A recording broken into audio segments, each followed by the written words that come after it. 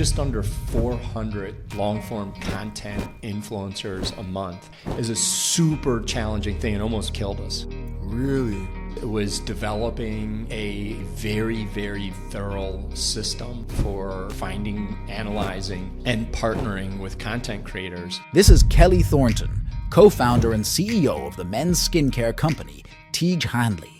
Like every time the lights go off, we want to be that brand that's like buzzing around that P&G and Old Spice is trying to whack at, but they can't find us. We have a treat for you, Tiege Hanley, and the synergy that happened between Tiege Hanley and Alpha M. Get into these business relationships, having a very concise conversation up front is critical. And if you don't like what you hear at that point, it's probably not going to change. He's just throwing money at her because he believes that providing is throwing money. We're all learning this together, how to be the best type of men we can be today. Being a provider is not enough. Wow, that's a big statement. Being a provider is not enough. Damn. Do not marry crazy. Hello and welcome to Hustle for Everything podcast. This is a podcast where we receive stories, tips, and tactics from entrepreneurs who have done it. I'm Alex, and today we have a treat for you.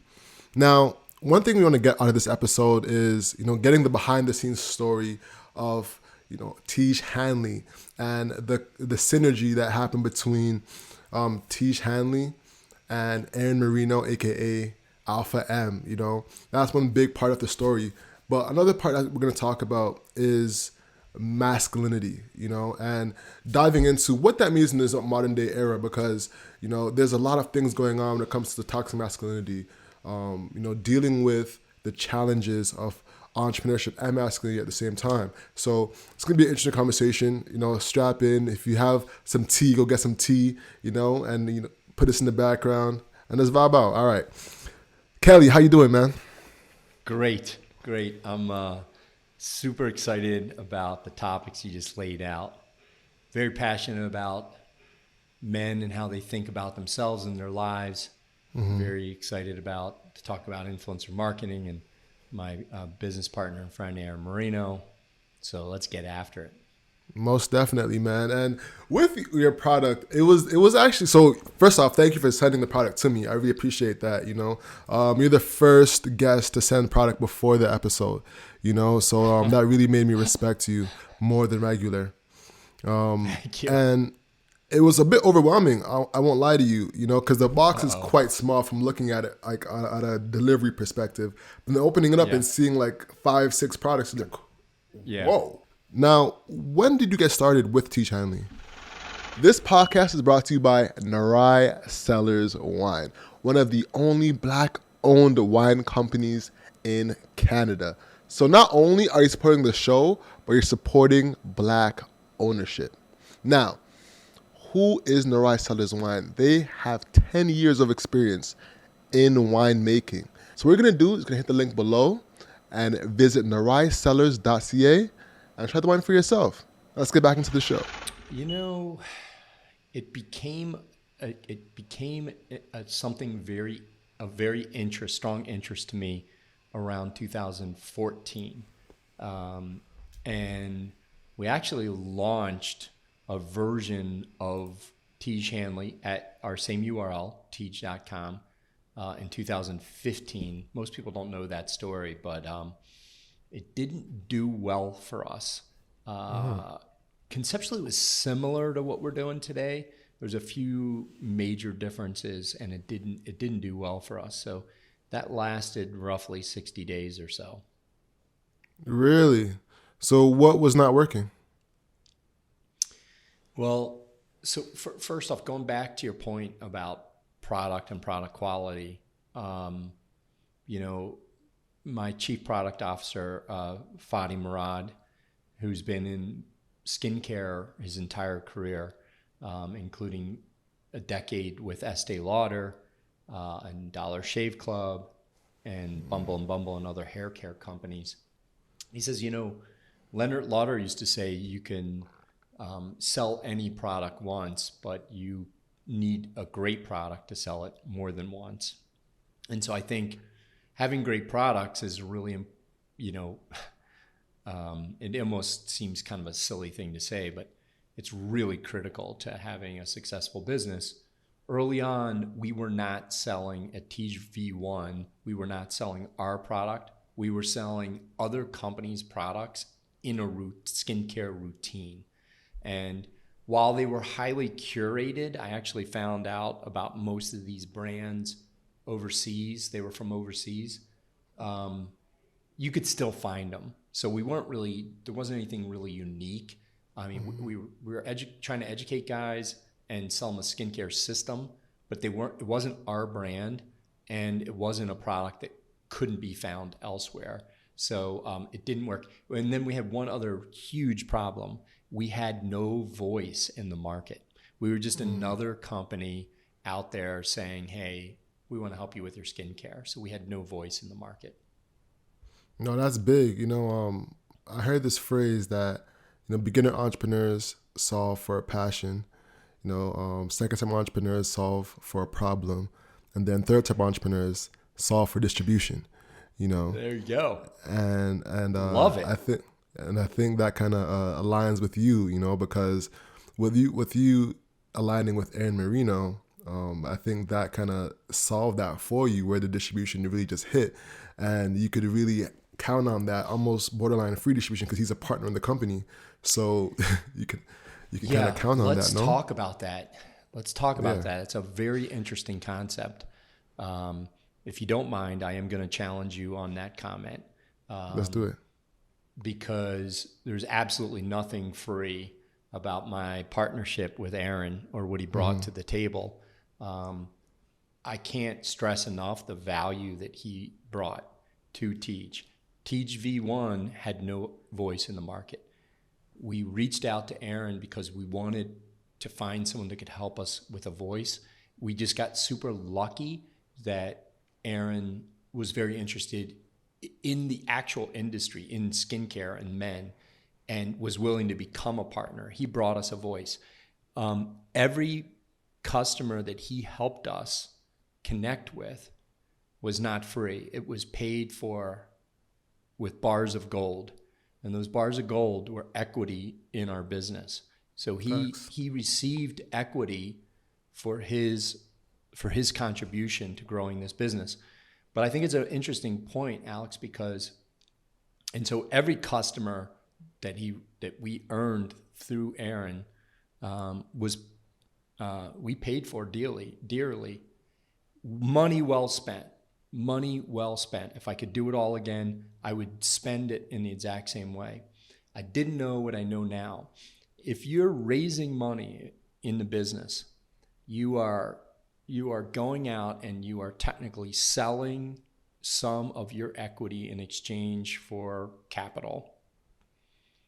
You then have a partner in the business who's an equity partner in the business. You have him or her as a partner, and you have equity capital in your hand, but you still have no customers. Mm-hmm. You have cash, but you have no customers. Yeah. And you need to figure out how to allocate those resources, those capital resources, in a way that's going to help your business grow. With Aaron, my partnership with Aaron, I didn't have cash in my hand from Aaron. He received equity, and in exchange, I received customers. A very different dynamic than the way traditionally people think about raising capital. I didn't have it in those terms in my mind originally, but that's exactly what happened. And going back, any of your listeners, if they think about it in this way, if your choice is to go out and sell some of your company, that's what you're doing. You're selling it to somebody who's becoming a partner. They're giving you capital in exchange, and then you have to deploy that capital versus going out and converting that capital directly into sales, aka having a voice in the market. I highly recommend option number 2. Most definitely. It's such a strategic move, because you can get investment from, people who have the money, but the cachet, the audience that comes with it is totally different. It's very similar to Prime, where you could have a Gatorade drink, but to compete in the marketplace and have somebody like a Logan Paul or a KSI is, you can't put a number on it. It's worth its weight in gold, because those people are going to champion you when you're not around, And with Aaron, his YouTube channel has been vetted for years. I think it's like 6 million followers or 6 million subscribers. Something over there. Yeah, so I think the value in that is incredible. So yeah, I definitely don't think free is the right word at all. I think strategic alignment is really the right word. Now we agree. Yeah, most definitely. Now, when it comes to having that, there is a line where you can reach critical mass within the influencer, equity partner relationship. When you reach that stage, what is the next step to go forward from that? Yeah. Oh my gosh. This is one of the biggest challenges that we faced as an organization. One of two or so biggest challenges. Because, and this isn't a statement specifically about Aaron. This is just, a statement about growth and digital marketing and reaching plateaus. You're always going to, at some point, you're going to tap out a channel.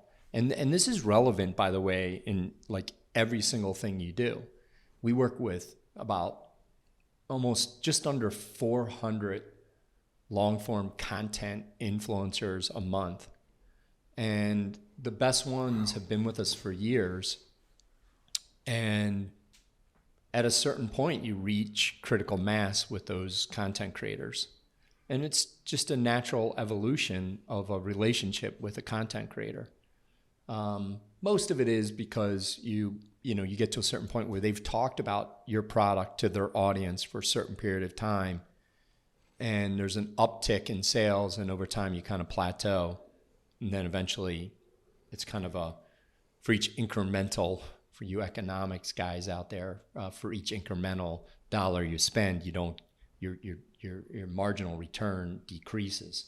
And that's what happens with someone, like an Aaron. And so trying to figure out how to grow on top of that value that person brings is really challenging. And it's further compounded by a decreasing marginal utility over time. And what I mean by that, again, I'm not picking on Aaron. It doesn't matter if it's Aaron or anybody. Over time, not only will sales start to decrease from that content provider, but they'll actually, the rate of sales will decrease. So you might be doing 100 this month, and you might do 95 the next month and 85 the next month. But eventually it'll actually start, dramatically decreasing. You'll go down to 75, 50, 30, 10, till the marginal increase is almost nothing. And so you have to figure out a way to build, sorry if I'm going in the weeds here, but you have to figure out a way to build on top of that. So not only do you want to go from 100 new customers to 120, but you have to replace the 5 that you were incrementally getting. You were getting 100 from him. Now you're only getting 95. So now you need to do 105 new customers on top of the 95 to make it up, and so forth and so on. So you need to continue to grow your business and find other channels to support the growth and to make up for the shortfall in revenue from any main source of revenue prior. Is a super challenging thing, and almost killed us. Really? So how'd you make it through? Was it the 400 partners and the 400 content creating partners? And I want to dive into that part too, because I find that very interesting. Yeah, I mean, it was developing a very, very, very thorough system for finding, analyzing, and partnering with content creators, and then having a constant having a process and a constant pipeline and a methodology to bring new content into your ecosystem on a regular basis. And then there's all kinds of other channels. So you need to, you need to be good at programmatic channels. Google, you need to be good at SEO. You need to be good at conversion optimization, affiliate, micro-influencers, paid social, on and on and on, referral. So you need to start developing expertise in each one of these other channels so that you have a portfolio approach to your business, because not every channel is going to perform well for you at any given time. This is diversification of your investments, right? Same concept. You want a diversified portfolio, because where if you're, have an agency, you want to have multiple clients. If you just have one client, that client goes out of business, you're effed, right? So same concept. No, so most definitely. Go ahead. Continue to grow influencer, grow process, and diversify channels. That's how we did it. Got you. That's very interesting, man. And going back to the partnership with Aaron, I want to just, make sure we cover the whole ground there before we move on, because I think there's a lot of information for creators and business owners that are in that stage, that are looking for the distribution, and creators looking for that partner that makes sense, right? What could you say to the person that's looking for that partnership to make sure that everything is aligned perfectly? Because finding that could be really good or really bad. We've seen some of those partnerships where it's like, what is going on here? Versus ones that do feel aligned. So yeah, I would love to get your opinion there. Yeah, I mean, I don't know how much magic really happens there, Alex. I think luck plays a bit of a role. Right place, right time, right person. Making sure that I would say this is the number one thing, because Aaron's not my only partner. I have another excellent partner. His name's Rob Hoxie. I went to high school with him, went to college. His career went one direction. My career went into another direction, and we just happened to meet back together professionally, not socially, with the development of Tiege Hanley. But having great partnerships are making sure you're really aligned up front on what the short-term and long-term goals are. If it's just like any other relationship. If you're not aligned, and by the way, I experienced this firsthand. If you're not aligned up front, like, don't expect things to change. I mean, it's just like a relationship. Like, if you're upset because your partner is messy, don't think your partner is going to change and all of a sudden become a neat freak in year 5 in your relationship. It doesn't, based on my experience, it doesn't really happen that way. I mean, you can make incremental changes and be a little bit more neat, but you're not going to go from being a messy slob to a neat freak, in 2 or 3 years. So I think, like, if, when you get into these business relationships, having a very concise conversation up front before you even get into the partnership about what expectations are, what they look like, and what each person is going to play is critical. And if you don't like what you hear at that point, like I said, it's probably not going to change. And like the things that Rob and Aaron and I were different on early on have been the same ever since. They've never really changed. We've been able, we had clarity early on about how we were going to approach things, even if we were different on it. And we agreed to be different on some things early on, and it's never changed. No, that's a big gem. Trust me, I've definitely learned a lot about that. All right. So let's close the button on Aaron Marino. Sorry, man, if I unloaded there. No. Honestly, that's perfect for our audience. And perfect for me too.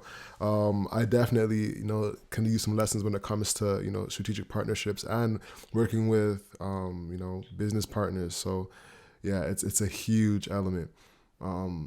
Now, when it comes to those 400 influencers and creators you work with, right?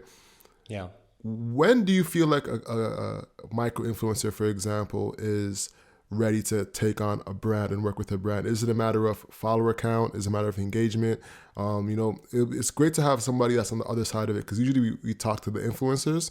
Yes. It'd be good. It's good to hear your side of, what do you look for to say that this creator is perfect for us? Yeah. Well, quality of content is really important. Like, we want really good, authentic quality of content. And so that's really important. And then usually if they're doing well, they're creating good content. And then, like, if the content needs to align with kind of like, when I say align, I mean pretty loosely. Like, it needs to align with kind of like what we're trying to accomplish. I mean, it may be talking about,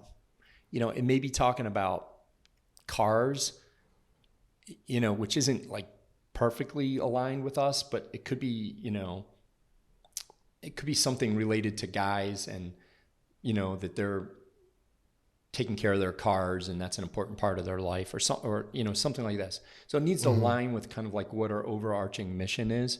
The closer, the better. So closer is talk about a guy taking care of himself, working out, eating right, dating, getting a job, what to wear, these type of topics. So they need to create good content. It needs to kind of align with what we're talking about. And then they have to have great engagement with their audience. That's much more important than any other metric. And then lastly, they actually need to, which is part of engagement, they need to be able to kind of like sell a product, right? I mean, we've worked with people that just are not really capable of selling product, and that's okay. I mean, like, everybody's not the same. That's why they make 31 flavors of ice cream, right?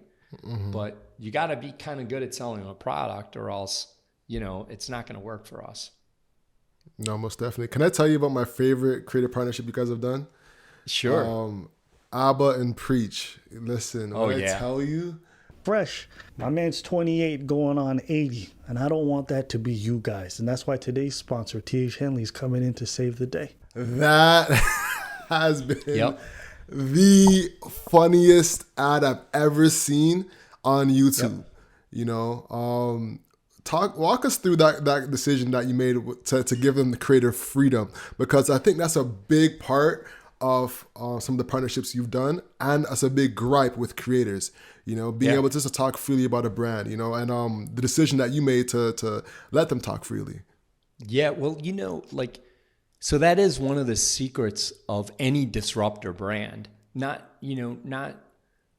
just Tiege Hanley, but creative disruptive brands can they have the freedom to do things that big brands can't do. I mean, we want to be the fly in the room to, P&G and Old Spice, right? And like, every time the lights go off, we want to be that brand that's like buzzing around, that that the P&G and Old Spice is trying to whack at, but they can't find us, right? And the way we can do that is we make our own rules. We don't have the same legal hurdles and compliance hurdles and everything else that these brands do. And we really care about our content providers. Like, we really, really give a shit about them. And we want content providers to be talking about things that are really relevant to, their audience. And, and I think and by the way, we definitely have a line, drawn that we won't cross. We work with a content provider early on, and and actually that content provider who became hugely popular, I really don't want to say who it is, but became hugely popular. We created a lot of content early with them, and we became aware that content provider was doing things, that we didn't feel was appropriate. They were doing things with relationships that they had outside of their YouTube personality that we didn't feel comfortable with. I mean, it's just not appropriate. And so we made a choice, whether or not our consumers know that or not about this person's personal life. We just felt like it was inappropriate. If people are making good content and, you know, whatever they're doing in their personal lives, as long as that's not like impacting our brand, I think like we're willing to take a lot of chances. We're willing to take a lot of chances and roll with content and see where it takes us. Ab and Preach makes like phenomenal content. I mean, their content's awesome. Yeah, I can understand how people may not always agree with the stuff that they're talking about, for sure. And there's a lot of other content providers that we work with that are like that, especially when you start talking, you know, hardcore men, right? And things that are going on in men's lives. You know, you can quickly get to, you know, some gray areas, right? Gray areas in terms of topics. And, but we're willing to go there as long as the content providers themselves are not mean-spirited and are truthful with their intent of their content. You are Messiah in the sense that you are the one choosing an all-star team to join your roster to perform at its peak. And with Marketer Hire, you can use it to have an all-star team of marketers to do your marketing for your business. Marketer Hire vets and qualifies entrepreneurs and marketers who want to have freelance gigs on the side so they can perform at a high level for small and medium-sized businesses. If that's you, hit the link below and sign up for a discovery call with the team, and they'll walk you through their process and get you started. And here's the thing.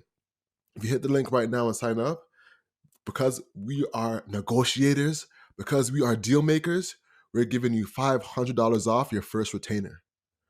Actually, I lied. We're giving you $1,000 off your first retainer. I'm still lying. We are giving you $1,500 off your first retainer when you sign up with Marketer Hire using our link in the description below. So hit the link in our description and visit Marketer Hire, sign up, go through the type form, and book a marketer that is qualified today. Let's get back to the show. No, most definitely. Speaking of which, I would love to get your opinion on the red pill movement. You know, like as we segue into the masculinity discussion, you know, what has been some of the thoughts and feelings you've experienced with that? Yeah, it's a tough one, right? Our audience is male.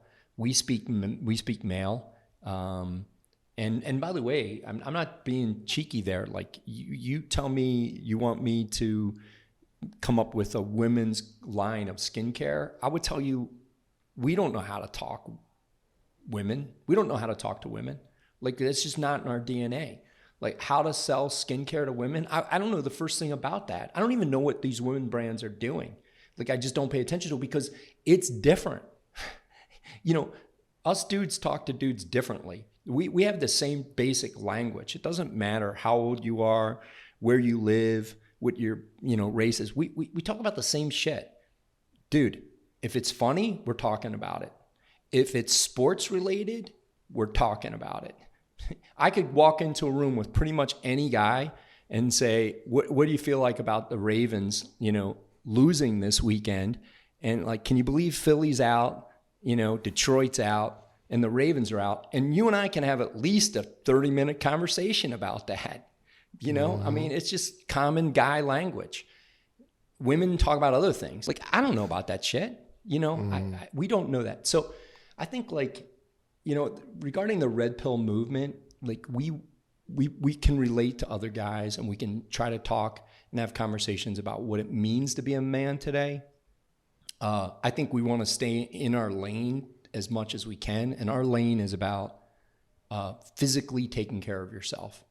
That's kind of our lane. Like, I think there's a mental aspect to that, but physically and mentally taking care of yourself is really important, right? So you better be working out, getting some level of exercise, whether that's just walking around the block every night or going to the gym, running, exercising. You better be eating right. You better be trying to get enough sleep every day, because if you can't sleep, you're tired, you're grumpy, you're a pain in the ass, not friendly, not nice to anybody.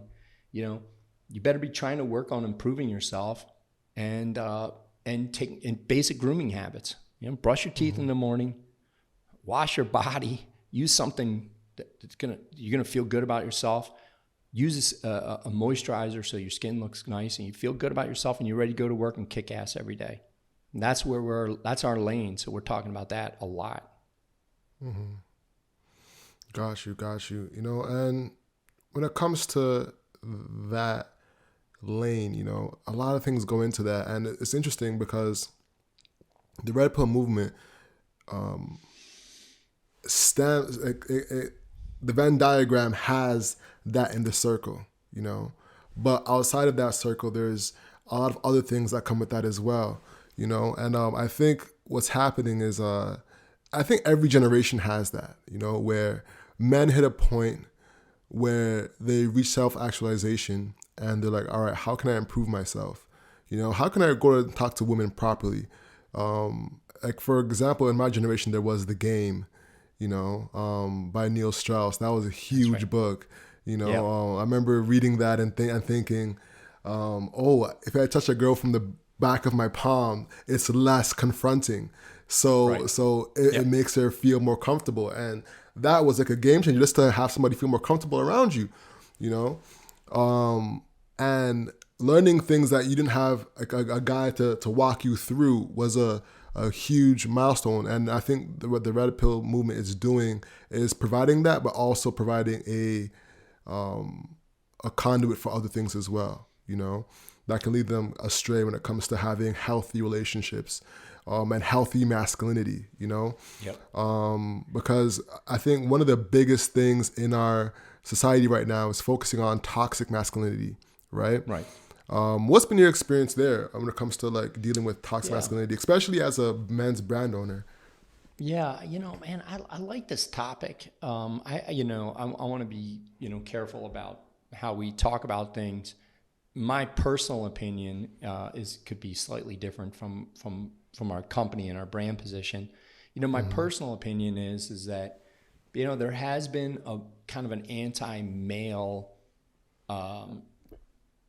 there's been an anti-male conversation that I think is brewed for years that is somewhat of a, of a manifestation of a movement for, amongst women to have, you know, a femininity movement amongst women that's tied into, you know, the idea of, women's rights, and furthermore, just this concept of, if are you or are you not a feminist, right? And if you just look up that definition, just flat out look up that definition, it basically just says that women should have equal opportunity to men. And, you know, if you ask me based on straight up on that definition, if I agree, am I a feminist? I would say absolutely. Absolutely. If the definition is that women should, you know, do you believe that women should have an equal opportunity to men? I would say absolutely. But then you got to dissect that. You know, you need to start looking at that and saying, you know, what exactly does that mean? Where don't women have equal opportunity to men? And I don't know the answer to that. It's a question. Where don't women have equal opportunity to men? That's one question out there. And then, you know, you really start wondering, is that really what feminists are all about? I mean, you know, do mothers and fathers want to send their daughters into combat? Do other men want their daughters carrying, you know, a 50-pound rifle and they're getting shot at? Do women want to climb, you know, telephone poles and work with high power voltage powers? I don't know. Do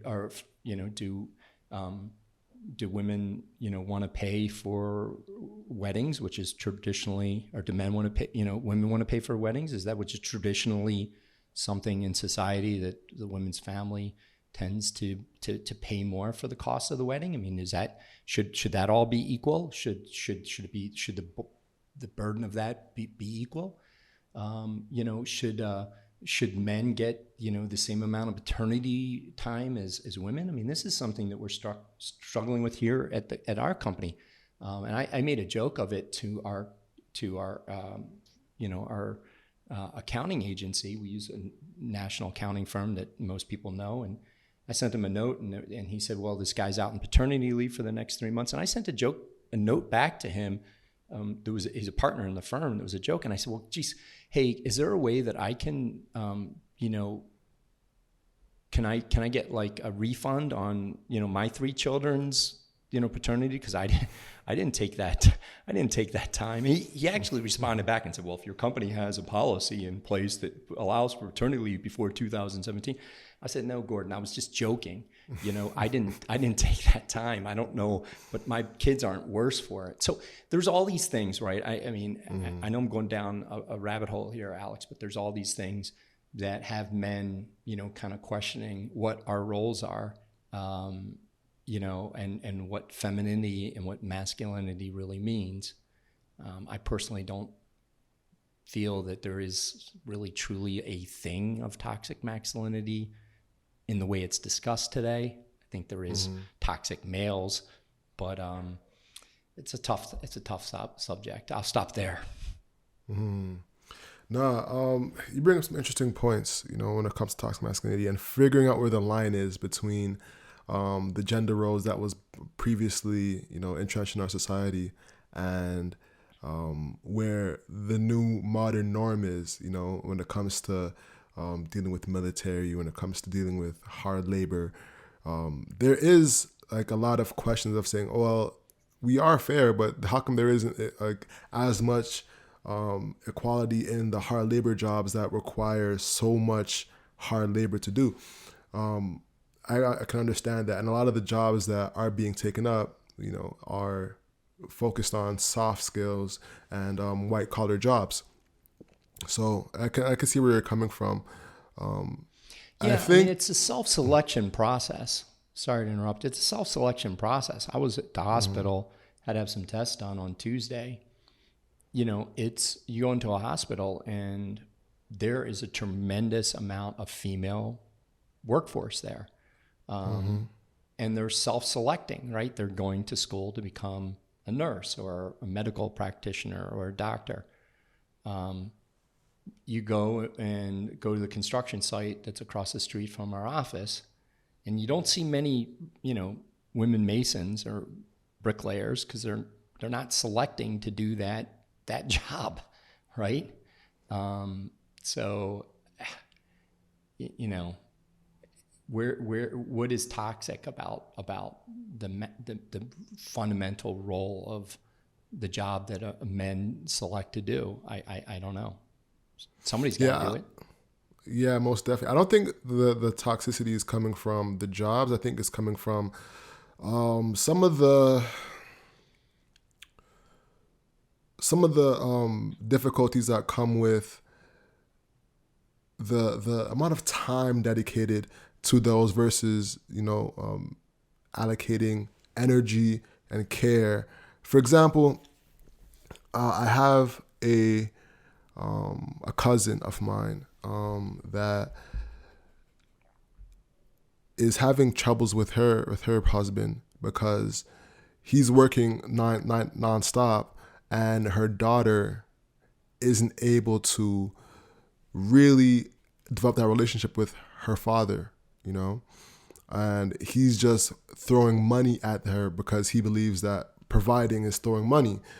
And I think that's where it gets into toxicity, because he's providing, but in terms of money, but isn't providing in terms of time and isn't providing in terms of care, and is missing out on key elements of her life, but has his mind on one track of providing through money versus providing through other elements. So I think that's like a prime example of toxic masculinity, where you're one track minded on what the man's job is, instead of having a stronger spine to know what your friends and family really need in terms of care, and I think I love that example. Because they're locked in on the notion of society standards versus my family standards and my the people that care about me standards, and I think that's what ignites the independence movement, because they might be provided for financially, but in terms of care, they're not provided for, which let's break that which is down. challenging. Go ahead. Mm-hmm. Yeah, let's break that down a little bit. First, I'm just pulling it a little bit back to, Tiege Hanley and our mission. Our mission is to help all men look and feel amazing through providing simplified skincare systems. All we can do is give guys some of what we believe in, which is it's important to take care of yourself. And if you follow simple, healthy routines in your life, eating, working out, sleeping, taking care of your skin, brushing your teeth, having healthy routines is an important part of your life. What you're talking about is what it's like to be a modern male. Our customers tend to be modern men. The original definition of a man is that we're good providers, right? And that we go out and we're right. It's this hunter-gatherer mentality, and we go out as hunters, and we bring back what the family needs to survive. And of course, things have evolved a lot. I mean, the modern male today is asked to do so much more, as the modern female does. I'm talking about males because that's who our customers are. But the modern male today is expected to do a lot more than be a good hunter and gatherer. We need to be mindful of our family and of our children and of challenges that our wives have, or our spouses have, our significant others have. And we need to be more empathetic towards a family unit. This is much different than what my father was like, maybe your father, where we really were thinking about, we provide and then you take care of everything else. And that's where this issue comes from. But being a modern male today means being more than just a provider. You need to be a good role model. You need to be there for the people that depend on you. You need to be there emotionally. You need, to the best that you can, need to participate in your family's lives. So this is, I think, by definition, where we are today for what the modern male is faced with. And it's hard, just as it is hard being a female, just as it is hard whether or not you're a working woman or you're what we call in my house, my wife is my CFO. She's my chief family officer. Her role is equally as important as mine, very equally as important. Completely different tasks, daily tasks, but equally important.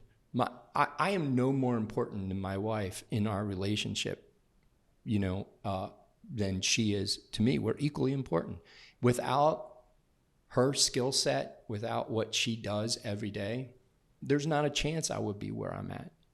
So this modern male is kind of where we're at, and we're all learning this together, how to be the best type of men we can be today. Being a provider is not enough. Wow, that's a big statement. Being a provider is not enough. No way. Damn. All right. So what do you think is enough? In terms of being a modern male? Yeah. I mean, I don't even know if you have the answer to that. That's a. Of course, I don't have the answer to that. I mean, I have a, I have a point of view. Look, I fail on that, just as I think most men fail on that. What we need to be doing is trying our hardest and learning. Yeah. But I think, it's brutal. I mean, it's unbelievably difficult, right? I mean, again, I'm not saying a woman's task or role is not easy. I'm not talking about that because I don't know about that. I'm saying a male's task is very difficult. It's very difficult working all day. It doesn't matter what your occupation, manual labor, work in office, working all day. I don't know about you. I'm sure you do because you're a hustler. You're working 10 hours a day. Yep. And you got to go home, and you probably don't have much of a commute. Most people don't have much of a commute anymore. They go from their their office or their study, into their kitchen, and they're talking business and they're dealing with very stressful situations. They close the door and they go in and they've got their children running up and saying hi to them. They got their wife saying, I need you to go take out the trash and do this and that. You have zero time to go from all the stuff that the burdens of what you just dealt with over the last 8 hours into being dad or into being a good spouse or a good partner. You have no time at all. And it's and you wonder, society wonders why people are so dependent on, drugs and alcohol and everything else. It's just like people are just, they just need some downtime. Men need to be able to work really hard, and they, hopefully they have a very supporting person in their lives that allows them and understands what they're doing all day long and helps them convert into being that good father that's empathetic and listening and there for their family. We all need help with that. I need help with that. I bet you do too. 100%. 100%. Right now, I don't have a family. I plan on having a family soon. I'm turning 31 this year. As someone that's a CEO and a family man, what advice do you have for me? If you could go back to that 30-year-old self of yours, I don't know, you probably look like 33 now, but it's awesome. What advice do you have for awesome. me? I'm going to give you some small, here is my advice.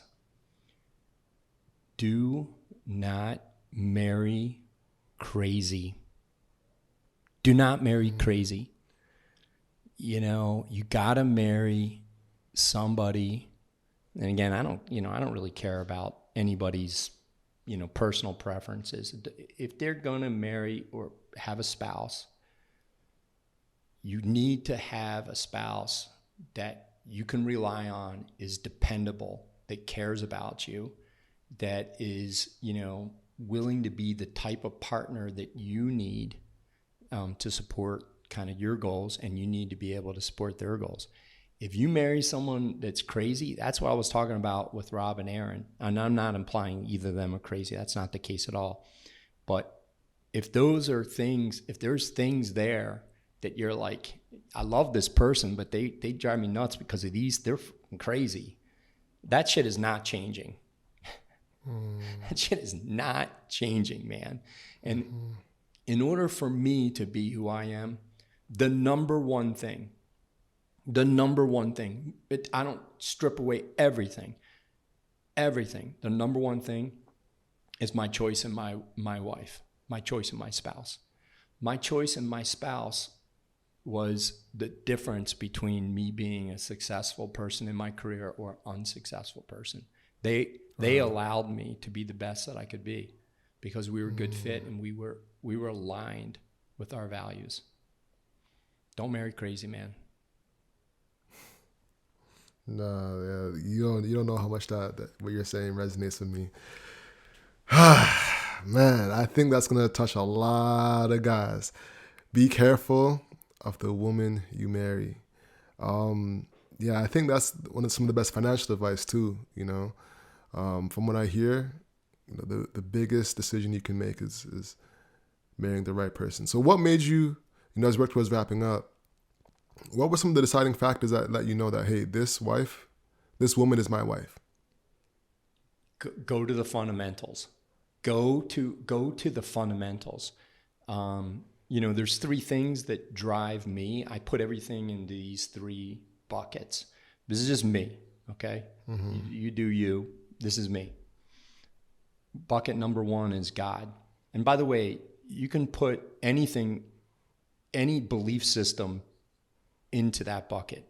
If you're Muslim, you put that in there. If you're Catholic or Christian or any Christian, you put that in there.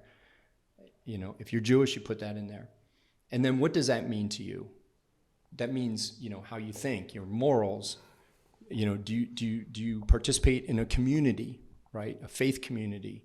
Do you believe in raising children within that faith community? Again, I'm not calling out a community. I'm saying or a specific type of community. I'm saying, because I believe in, people have a choice of religion.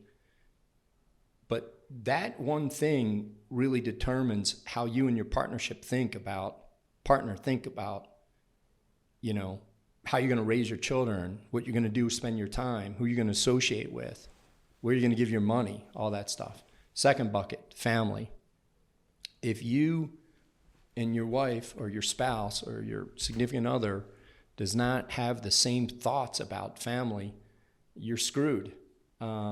If you have no family life and you were born into an environment where your family was not very structured, and your significant other has like a very structured family life, and they meet every Thursday, or else their parents, disown them, and they have dinner together, and they play, baseball together every Sunday and everything, you're going to be like, what the hell is going on here? Who am I marrying, you or your family? So I think you got to figure out the family connection, and that may make sense to you, but and then it depends, and a lot of stuff falls into that bucket. Children. Where do you send your children to school? Where do you spend your holidays? What do you do for this vacation and that vacation? So much fits in the family bucket, and then the last is money, and money means everything too. It means career. It means economic stability. It means how much money do you guys want? Look, if you guys are both, public servants, you're both going to be teachers, phenomenal. As long as you have the same expectations about how many times you're going to Disneyland, what type of car you're going to drive, and all that stuff. So those are the three things. I would focus on those three things. It's not about necessarily what I was saying before, if your spouse is really messy, that's an element, and yeah, you can somewhat correct for that, but it's the big things that you got to get right. My book, my humble opinion, where are you guys on God? And if you're both atheists, that's fine too. Where are you guys in family, and where are you guys financially? And you get alignment in those three, you're probably off to a pretty good start. Big gems, very big gems, man. I feel like on that note, we can wrap up, man. Yeah. I think a lot of our guys are gonna take a lot of gems from this. Fellas, if you're listening, comment below. Listen, this is all for free. This is from a guy who's been there, done it, and went through the battle scars. I actually have one last question. Yeah. And this is going back to business, and we can wrap on this. For the D2C guys, that are like, all right, I want to jump into the market now, and start marketing my XYZ business, where do you see the market going in terms of, one, how to market, how to, treat the new landscape of social media, and yeah, I'll let you go from there. Yeah, man. So there is this talk, right, that DTC is dead, or it's not the right time to get in. I actually take that with a grain of salt. I think it's a great time to get into DTC. I think it's an awesome time. There's no better way to communicate your brand than to have a direct relationship with your consumer. There's just no better way. Is it incredibly hard? Absolutely. Is it expensive? Absolutely. But there's no better way to have a brand than to have a direct relationship with a consumer. And, timing is important, very, very important, but execution is more important. Executing well in business trumps, pretty much anything else. So if you can execute really well in the DTC space, sky's the limit. Go for it. Awesome. With that being said, ladies and gentlemen, this is what you can control. So control your grind and control your life. I'm Alex. I'm Kelley. There you go. And that's the show, y'all. Peace.